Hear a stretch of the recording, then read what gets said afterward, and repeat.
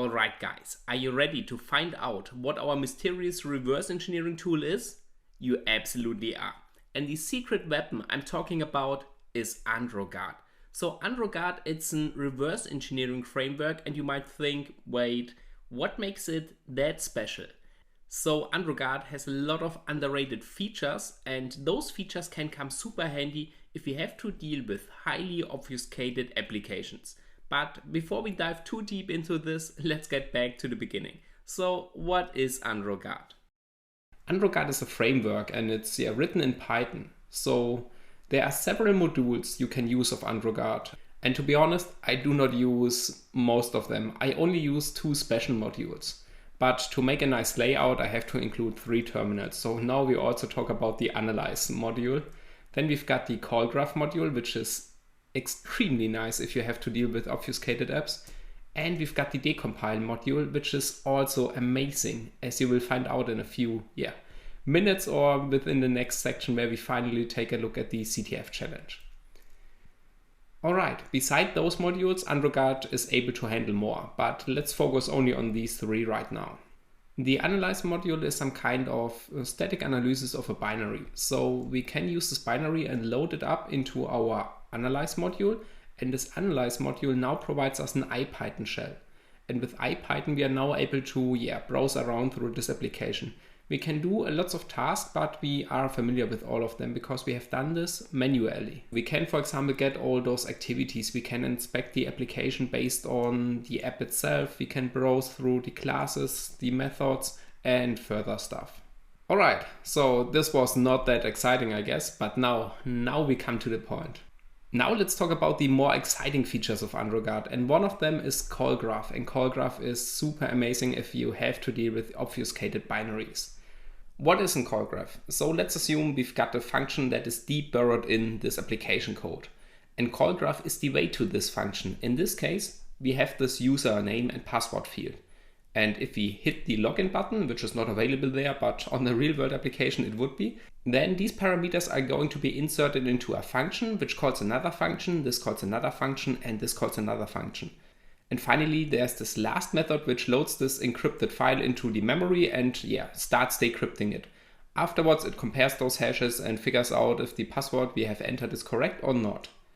So we get a graphical overview that shows us how we can reach this point, which methods we have to call, and also which parameters we have to provide to end up there. And this is what a call graph does. And as already mentioned, if you have to deal with obfuscated binaries, this comes super handy. Let's imagine we've got this obfuscated app, and the application code we are interested in is deep buried in this application code. And now we stare at the methods and class name, which consists of A, B, AB, ACD, ABD, and so on. You would go crazy if you try to analyze this by staring at this obfuscated code. Therefore, we have to split it up, and by splitting it up, we make single pieces and we can follow them. And this leads us to the final function that we need to call, and now we also know which parameters we have to provide. This is also super handy if you have to deal with routing detection, certificate pinning, strange obfuscation or decryption, encryption methods, and other kind of stuff.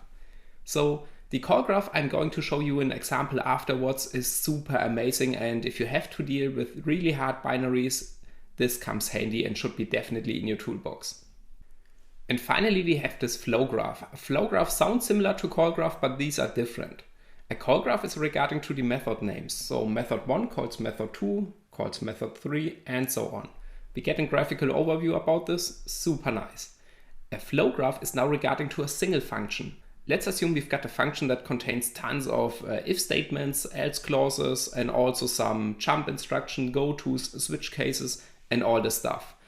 Let's assume there are about 40 in there, and there is only one specific path to a solution where we have to get.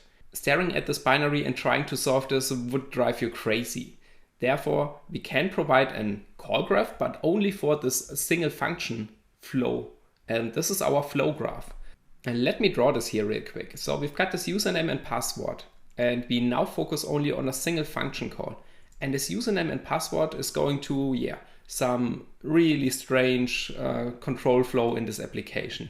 Therefore, we start with an if case, and this if case also got some really strange branch instruction, And finally, we reach out the point where we know, okay, this is our solution. We need to get to this point. And now let's imagine we have this graph multiplied by 20 or 30. Trying to solve this by staring at the code will be pretty hard, at least maybe not possible, because you have tons of curly brackets and yeah, it would be super hard to solve it in this way. You also do not know which parameters you have to provide at a certain point to get to the solution. So you have to do it, from top to bottom, and you have to go into every branch until you finally find your solution. Therefore, we do this approach backwards. So we go into our solution and then we trace back. And by tracing it back, we know which path we have to take. And therefore, we can only focus on these single instructions and provide the correct solution.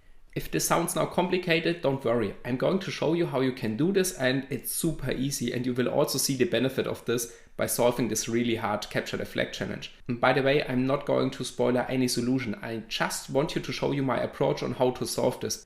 You have to solve this challenge on your own, but after this course you will be definitely able to solve all challenges in there. Not because I did provide you the solution, because I provide you the knowledge and the skills on how to do this. In the next section we take a look at the installation process of this tool, which is also super easy. And then we create our first call graph and our flow graph regarding to this very hard capture the flag challenge. So I'm looking forward to see you in the next section.